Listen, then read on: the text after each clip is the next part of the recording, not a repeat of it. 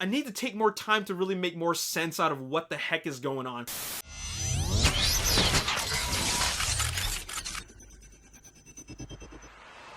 What's up, Ragin Nation? How's it going? This is Alex, and you're watching The Road to TF5. This is Webster's We're talking about Transformers last night. This is episode number 152, and I'm sure by now you guys have seen trailer 3 of Transformers last night. I've seen it, did a reaction video for it. It blew my mind, and there was a lot to take in. I mean, I'm still trying to process everything that I saw, and I actually had to watch it like at least 10 more times just to comprehend everything, because that was a pretty epic trailer. And when I watched it for the second time, I realized that there were so many things that I didn't even catch the first time I saw it. I mean, there was no possible way that I could have caught every single little detail of what was presented. It was really, really quite epic. Anyways, so I saw it 10 more times, and it's time to talk about this. We're going to do a trailer breakdown. It's going to be a full analysis, and we're going to break it down shot for shot. So let's just get right into it and start off with this shot right here. And this appears to be a scene from the medieval sequence. And I think they filmed this in Scotland. But what is very interesting in this shot is that you see these two engines sticking out of this mountain.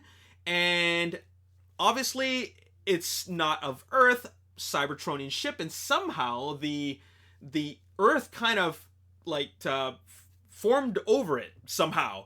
Or it crash landed many millions of years ago, and of course the Earth is always moving, and somehow it just kind of nature kind of just took its course and made its way around the ship, or it just crashed right in there, and then like the mountain kind of just buried itself over it. So you know, it could be any one of these things.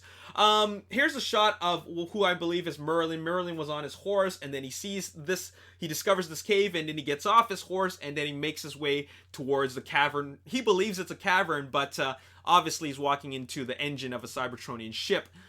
Now, this is a really cool shot. I really love this shot. This is the Knights of the Round Table, and around the Knights are the Cybertronian Knights. And they've obviously formed some kind of alliance to work together, and they're guardians of the peace, or some kind of guardians of some kind. But I want you to pay attention to the symbol on this flag on the top. It's like a circle with a cross in the middle. You also see it on the armor of, I believe that could be King Arthur. And this is a recurring symbol. You'll notice that you're going to see this symbol more and more and more. And I don't know what it represents, but obviously they know something that that is going to foresee something later on in the future. All right. Here is them raising their swords along with the knights. The knights are raising their swords as well. And in this shot, right before it fades to black, it shows that there are 5 long swords held together, which suggests that there's only 5 Cybertronian knights.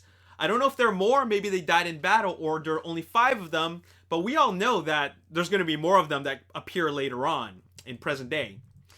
Okay, now this is a beautiful shot. We've already seen this in the trailer preview, but I just want to revisit it. It's Merlin just riding through this path. Beautiful shot, by the way. This is a really, really wonderful scene.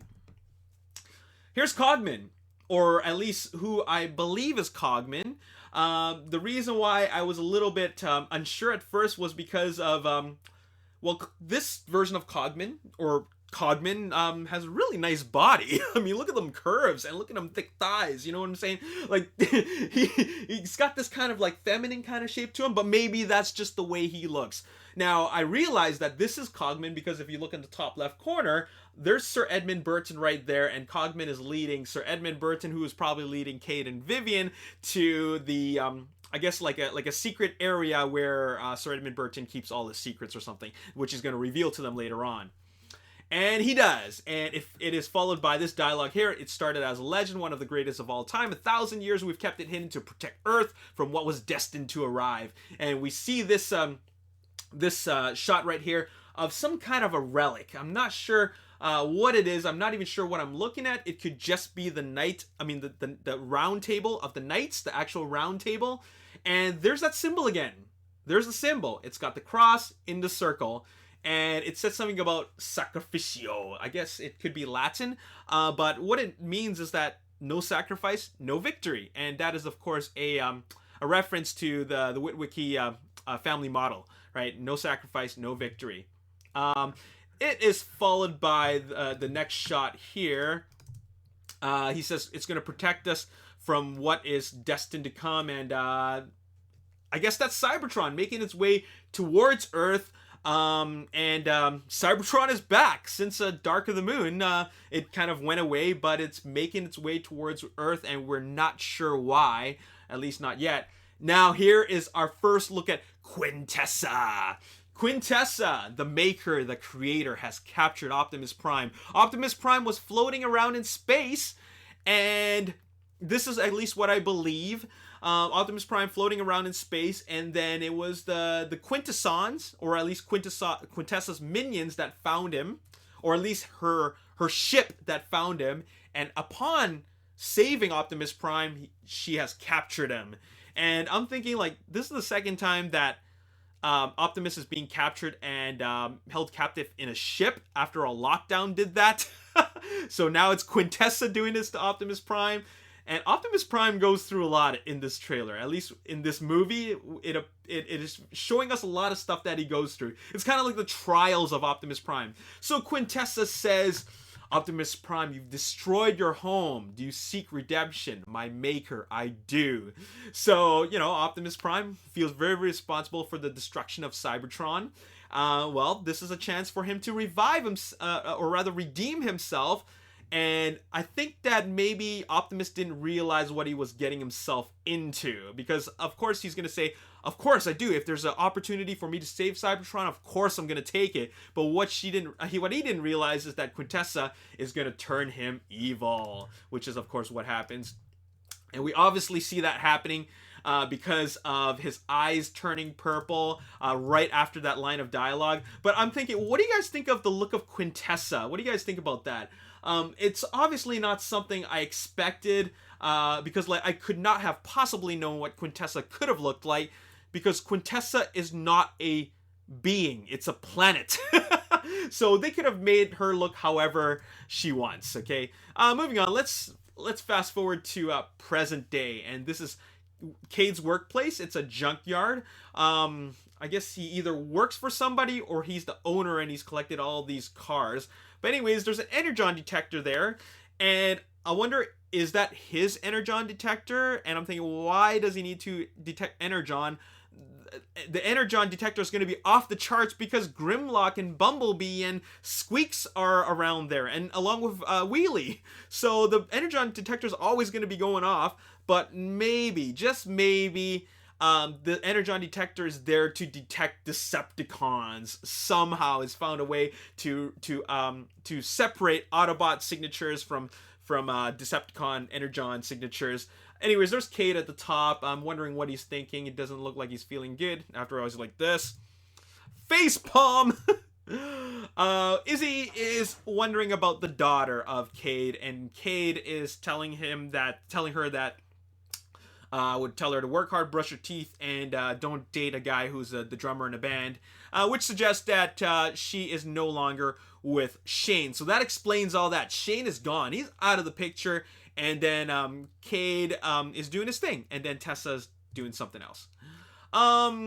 This shot looks slightly different from the very first time we've seen the shot. Maybe because the camera's panning around. But anyways, I'm not going to talk too much about the kids. This trailer does not focus on the kids at all. It's really about Optimus Prime and the bigger history.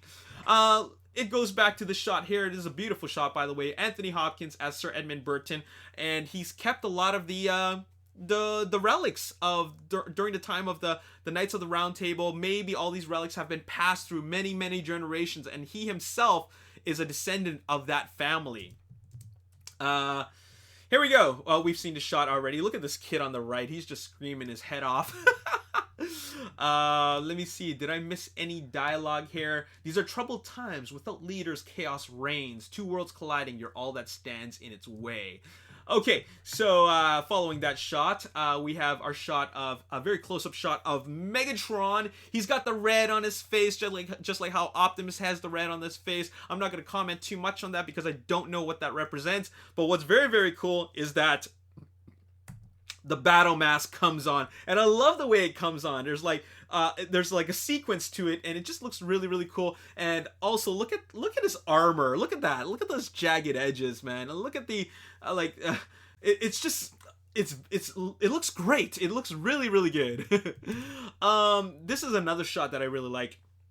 It's Megatron, and he's walking in the distance, and there's a lot of smoke there, or dust, and he's raising his sword, and I'm wondering, who is he walking towards? Is this after or before a fight? That is a big question. Let me just take a sip here. Hey, by the way, I hope you guys are sitting comfortably and you got a drink and a popcorn, because like this is a pretty epic episode. It's an epic episode for an epic trailer. Moving on. This is a great shot. We've seen this shot before, but it's never shown this much detail. So what we see here is Nitro right here, right behind the traffic light, and then that is Hooligan and Onslaught on the right. They're blowing up after Kate Yeager sets up a charge, and then once it blows up, I think we see the death of Mohawk, who's on the very, very bottom left. I think that's him right there. He slides down from the telephone pole, I believe, where he jumps from the building, and then he gets blown up, and then these Decepticons are toast, and I'm just really curious, do they actually all die by the hands of a human? Anyways, so this is where he says, two worlds are colliding, you're all that stands in its way, and we see Vivian Wembley here, and here's Kate Yeager, and this is Sir Edmund Burton explaining what's going on, and what he shows is like a photo, an image rather, of Cybertron making his way to Earth, and this is a photo that's that's taken from like one of those super like sonic telescopes of some kind from that NASA uses. Let's move on to shots from the past. Okay, so remember that symbol that I'm showing you guys, that I was telling you guys to remember about? Here's that symbol again. I believe it's on all the armor of the Knights of the Round Table. There's the symbol again on the sword, and then there's the symbol again, right on the sword again. And this sequence is going to be so exciting because it's shot so well. Got the horses here. We see, I believe that's King Arthur, and then like there's a fireball in the background, and he smacks this soldier on the head. And I believe these are Saxon invaders. And look at all those fireballs. This reminds me of Gladiator when they were shooting all those fiery arrows, and it looked like lasers. So cool to look at. Fireballs, just like so many of them. Look at this, like boom, boom, boom. Michael Bay style. Okay, so there is a close-up of Anthony Hopkins, and he says, and now the greatest mission of them all, to turn the tide of human history. So he's explaining something that is kind of like an ultimate like event, because it's followed by the imminent destruction of everything we know and love begins. So he knows that the imminent destruction is going to happen, but there's also a way to turn the tides, because in the previous films it was always about like, okay, something terrible is going to happen, but we don't know how it's going to stop it. In this trailer explains to us that something terrible is going to happen, but there is a way to stop it. And this is something that, of course, we'll see in the movie, but he knows of the solution. So he hides and knows a lot of secrets. Okay, moving on. Let's take a look at this scene. This is a very, very clear shot of a scene that we've seen before. I'm just really curious where they are. I mean, the scenery looks a little bit wet, so I'm assuming that water is coming from the outside, which makes me assume that this is the underwater ship, the underwater Cybertronian ship that's down there, and this is another shot of it. But this time it's a much well lit. It's brighter, because the first time I saw it was really, really dark. This time it's more well lit. We get to see the knights there, and it really makes me believe that this cavern, whatever this is it's been down there obviously for a very, very, very long time, and the knights came from this ship. Maybe this is the ship of the knights. Not exactly like Lockdown's night ship, but this is the ship of the knights. Or maybe it is Lockdown Ship. Now, remember I said, pay attention to that symbol? This is a physical representation of that symbol. If you take a really close look at it, this is like a circular shape, and there's a cross in the middle. I know you can't see it from this angle, but this is a cross in the middle, which is also something that we saw on the banner. You remember that very first banner for the which is a promo material for Transformers Last Night? We saw that kind of satellite-looking thing. This is it right there. I'm just not sure what it represents. Here's Optimus Prime slamming Bumblebee again. We've seen him slam Bumblebee once in the first trailer, but that was the opposite direction. Now he's slamming him again, but in the other direction, which makes me believe that this fight consists of a lot of body slamming. And it's a pretty hard slam. Like Bumblebee really takes a beating in this fight. And this is, oh man, once again, I'm really annoyed with switching aspect ratios. It's like widescreen and then it's full screen here. But anyways, enough about that. Here's where Optimus is about to stab Bumblebee right in the head with his giant sword. But then Bumblebee, look at his eyes. He's like, holy crap, Prime! Oh no, you didn't! And then he puts his mask on so fast that prevents it from the sword from hitting his face. And then once the sword stabs it, it kind of like just goes right over it, which shows you that face armor, that face guard, that armor is just, it's pretty strong. I mean, it's really, really strong. It deflected the sword hit, but that sword hit almost hit Cade.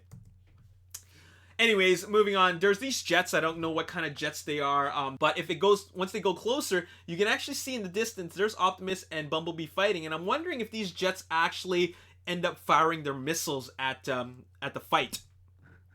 Okay, this is another shot from the fight, but Bumblebee actually gets the upper hand. Bumblebee gets the upper hand, slams, gets to throw down Optimus, and then Cade runs up to him and says, "You don't have to do this, Optimus. You don't have to do this." And Bumblebee's right behind him.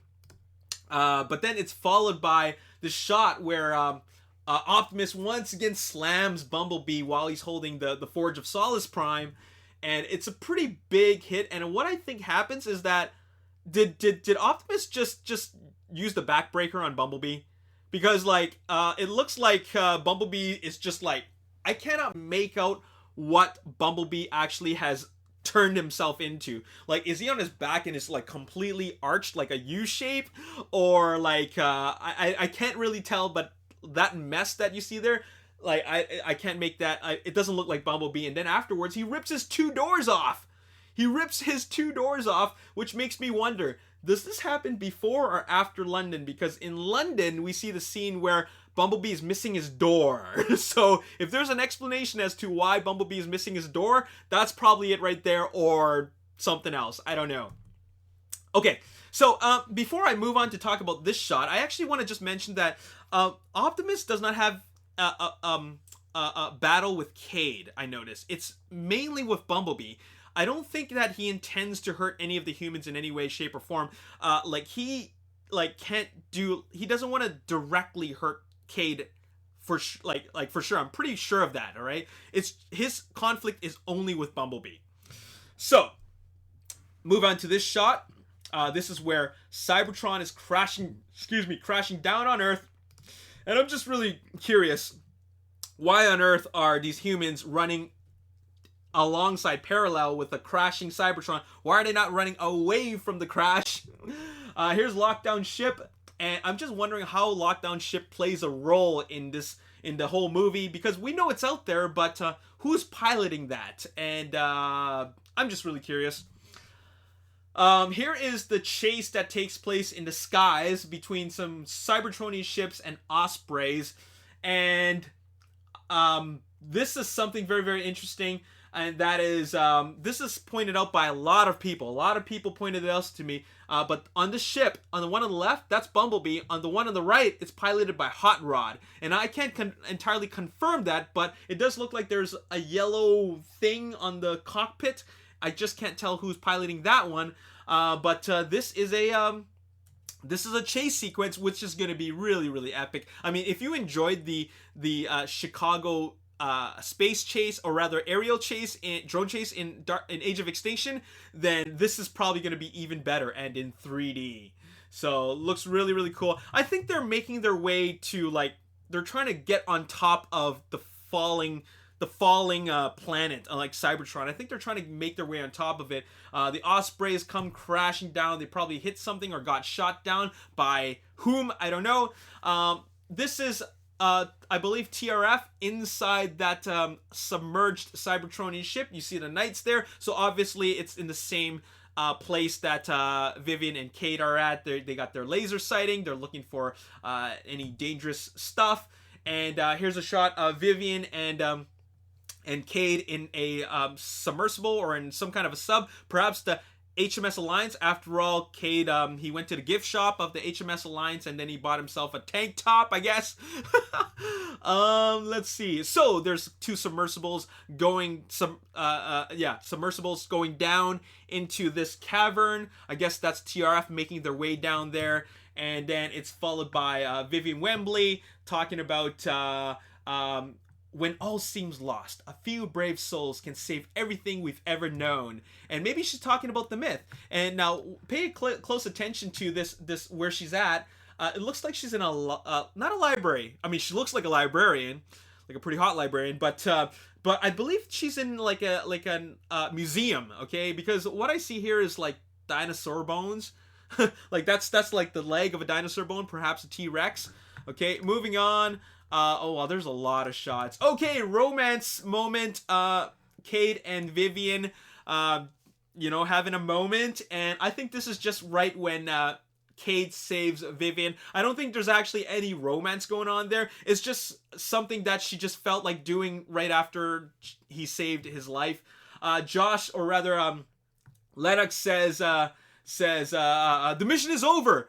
And then it's followed by a shot of Optimus being beaten up by Knights. And then Cade says, I'm not going to give up on Prime, or something like that. And then this is a very familiar thing, because in Transformers Dark of the Moon, Tyrese goes, I'm sorry, but it's over. But then Shia goes, says something, I don't know what his response is, can't remember. But this is a recurring theme once again. Here's Prime getting beaten up by the Knights again. It's a pretty brutal fight, because it's like him against like so many of them, and then he gets smashed in the face. Some sparks come out. There's a knight with a battle axe, man. So, hey, check out this shot. Who the heck is Cade defending himself against? I mean, he has a sword. It's probably Excalibur, but who is he using the sword on? And how on earth did he manage to deflect a Cybertronian swinging his sword at him? I guess it's possible, considering that Cade was able to use another sword to defend a hit from Lockdown. So I guess when you have Cybertronian technology, it's that powerful. We've seen the shot before. This is the demise of Bumblebee by the hands of the demise of Barricade by the hands of Bumblebee. Now this is a great shot. See, remember what I said, that Optimus does not want to compromise the lives of humans. I'm pretty sure he's still quite evil, okay? But what's going on here is that he still has good in him, and he's gonna save Vivian and Cade from a falling Osprey. Because once I was watching the scene, I noticed that this Osprey is gonna crash down on him. They're toast. There's no way they could survive this. But what Optimus does here is that he crashes right through the Osprey, breaking it down to bits, thus saving the two humans. But another thing that you notice is that Megatron is falling through as well. So this is a scene where Optimus Prime and Megatron were fighting, but because the platform is tilting, that's when they're sliding down, and that's when human lives are at stake here, and that's why he's got to save them. They're sliding down, and then some more battles going up happening on the surface. Hound is blasting away, and then Dragonstorm. I was really, really curious. Is Dragonstorm going to fight Optimus Prime? Or is Dragonstorm with Optimus Prime? And it's still pretty hard to say, because Optimus is evil. The banner shows Optimus Prime fighting Dragonstorm. But Dragonstorm, according to the toy, is an Autobot. So what is going on here? perhaps Dragonstorm leads Optimus into battle because he needs his Dragonstorm's help to fight something even bigger. I didn't even notice this the first time when I saw it. I just thought it was a flying platform. But there's Dragonstorm, so Dragonstorm appears in present day. He was there in the past, now he appears in present day, three-headed dragon. And then you see his foot stomping down right here. So pretty crazy scene. And then Optimus says, "For my world to live, yours must die." And he's saying that to Vivian Wembley. And if you look right in the background, that's Bumblebee in the back. That's Bumblebee in the back. That's Bumblebee in the back, which suggests that this occurs before the fight between Optimus and Bumblebee. So basically, what I'm thinking is that Optimus is, explaining this, and then he's gonna do his thing, but then Bumblebee says, "No, you can't do this." Well, maybe not in English, in noises, but he says, "No, you can't do this. I have to stop you," and that's when the fight happens. So right after he says, "Your world must die," it shows the scene of the Cybertron colliding with Earth, which is a pretty big deal. And then Hong Kong, once again, they get the short end of the stick. Hong Kong is always in trouble, because they're in trouble again because the Cybertron is floating right over it, dropping all kinds of debris on Hong Kong. And then we get to see the shot of the aerial chase from the perspective of the cockpit of the pilot of the plane, the Osprey or a jet. And then this is the type of Decepticon drone ship that was used in Transformers: Dark of the Moon, which Bumblebee rode in with Carly, because you notice that the cockpit is covered right over, so it's not the type that you ride in like from the outside. I guess you could, but in Transformers: Dark of the Moon, if you remember, there are 3 different types of drone ships. All right, moving on.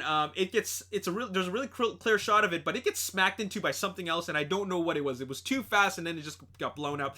Moving on, here's another shot, an angle of the force field, which I think was a force field that Hot Rod made, and then the fight against Megatron and Optimus Prime happens, and it happens in the cavern.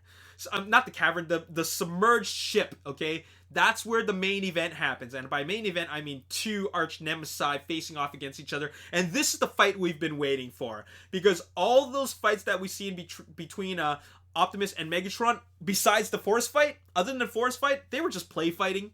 This is the real deal. This is the real deal where we actually see them fight, because Megatron headbutts Optimus Prime, and then he slides the back of his head against the floor, and Optimus is still evil. Optimus is still evil, so you can have evil fighting evil, or you can have good fighting evil. So I don't know which is which, but here's Kate Yeager sliding as this thing is, kind of moving around the platform. Gerard Carmichael probably reacting to Cogman. Hot Rod, still haven't seen him transform. Megatron appears to be in the scene in the Chicago ruins. So he's just sitting there, something exploding in the background, but this is a great shot of Megatron. I believe he's sitting in the car and he's just getting up. Vivian is holding something like a long staff of some kind, like a Cybertronian staff, and she was like, "Whoa, what is this? I got the power." Something blows up in the background, lighting the whole room up. And then this is a really interesting scene, because something is shooting at TRF. Okay, it's most likely Decepticons, but not only that, is that a piece of Bumblebee that's flying about? You see that yellow piece, that plate? Is that a part of Bumblebee? I don't really know, but it really, really looks like it. And of course, the money shot. So I originally thought these were Cybertronian Knights. They're not. They're Infernocons. Look at them. Those are the Infernocons. And of course, the Infernocons form Infernicus, and Optimus slices through them so beautifully. It's done in slow motion. It is the money shot, and it's so awesome. Here's the close-up of it, and I noticed that the designs of the Infernocons is like unlike any other Cybertronian we've ever seen.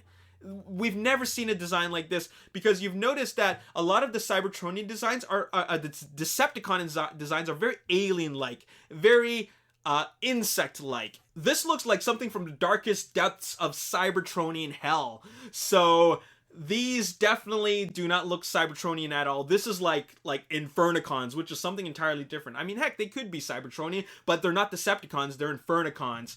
And the crazy part is once Optimus slices them and then turns around, the big reveal is that he's still evil.